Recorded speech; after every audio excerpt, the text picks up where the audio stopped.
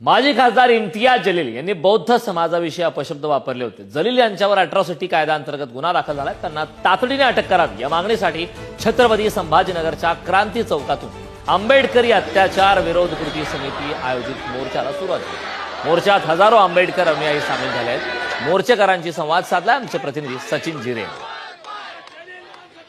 आता ज्या वेळेस त्यांनी भावना दुखवण्याचं काम त्या ठिकाणी केलेलं आहे, म्हणून त्यांच्या विरोधात पोलिसांनी त्यांना आतापर्यंत अरेस्ट केलेली नाहीये। यांच्या पाठीशी नक्की खंबीरपणे जर कोणी उभा असेल तर ते या राज्याचे मुख्यमंत्री देवेंद्र फडणवीस, आणि म्हणून त्यांना 8 दिवस झाले आतापर्यंत त्यांना अरेस्ट करण्यात आलेलं नाहीये। आमची हीच मागणी आहे की त्यांना तात्काळ अरेस्ट झाली पाहिजे। प्रमुख मागणी म्हणजे जे माजी खासदार इम्तियाज जलील साहेबांनी जे वक्तव्य केलं त्याच्याबद्दल पहिले मी तीव्र निषेध करतो व ते वारंवार पालकमंत्री संजय शिरसाट असो किंवा समाजाबद्दल असो त्यांच्या भावना समाजाला आता कळलेल्या आहेत आणि त्यांचा जाहीर निषेध मी व्यक्त करतो। हिंदुस्तान में मुस्लिमों की आबादी बहुत तेजी से बढ़ रही है। गृह मंत्री अमित शाह ने इसे लेकर घुसपैठियों को जिम्मेदार बताया। गृह मंत्री ने कहा कि घुसपैठियों के कारण मुस्लिमों की जनसंख्या बढ़ी है।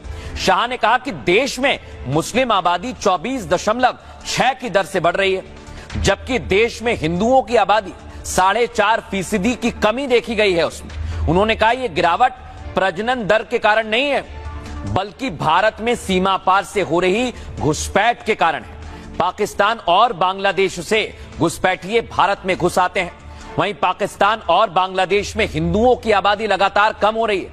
उन्होंने कहा सरकार डिटेक्ट, डिलीट और डिपोर्ट वाला फॉर्मूला अपना रही है, यानी इन्हें देश से बाहर कर दिया जाएगा। सरकार घुसपैठियों की पहचान करेगी और देश से बाहर कर देगी, और इसके लिए सरकार ने पूरा प्लान तैयार कर लिया है। लेकिन उससे पहले घुसपैठियों के नाम वोटर लिस्ट से हटाए जाएंगे, उसके बाद उनको उनके देश में रिपोर्ट करने की तैयारी की जाएगी, उन्हें डिपोर्ट कर दिया जाएगा। खुलताबाद संभाजीनगर येथील औरंगजेबाच्या थडग्यावर लावण्यात आलेला मजार मोगल सम्राट बादशाह शहनशाह हजरत औरंगजेब आलमगीर असा फलक तात्काळ हटवण्याचे आदेश राज्याचे महसूल मंत्री चंद्रशेखर बावनकुळे यांनी दिले आहेत। हिंदू एकता आंदोलनाचे प्रदेशाध्यक्ष माजी आमदार नितीन शिंदे आणि भाजप आमदार गोपीचंद पडळकर यांनी विधान भवनात महसूल मंत्र्यांची भेट घेऊन या संदर्भातील निवेदन दिले होते। त्यानंतर मंत्री बावनकुळे यांनी थेट जिल्हाधिकाऱ्यांना फोन करून बोर्ड हटवण्याचे आदेश सुद्धा दिले। तसेच याबाबत लेखी आदेशही दिले गेले। औरंगजेब सुफी संत नव्हता, त्याच्या नावाचे गौरवशाली फलक हे हिंदवी स्वराज्याच्या बलिदानाचा अपमान आहे असे निवेदनात नमूद केल्याप्रमाणे आहे। हजरत हा शब्द सुफी संतांना वापरला जातो आणि आलमगीर म्हणजेच जगत जेता, मात्र औरंगजेब ना सुफी संत होता ना जगत जेता।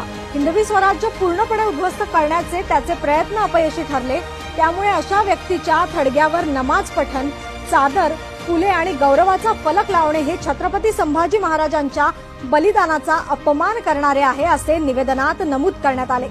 लवकरच छत्रपती संभाजीनगर जिल्हाधिकाऱ्यांची भेट घेऊन महसूल मंत्र्यांच्या आदेशाची प्रत त्यांना सुपूर्द केली जाणार असल्याची माहिती माजी आमदार नितीन शिंदे यांनी दिली। यावेळी भाजप महिला मोर्चा प्रदेश सरचिटणीस अॅडव्होकेट स्वाती शिंदे, गजानन मोरे, चेतन भोसले हे देखील उपस्थित होते।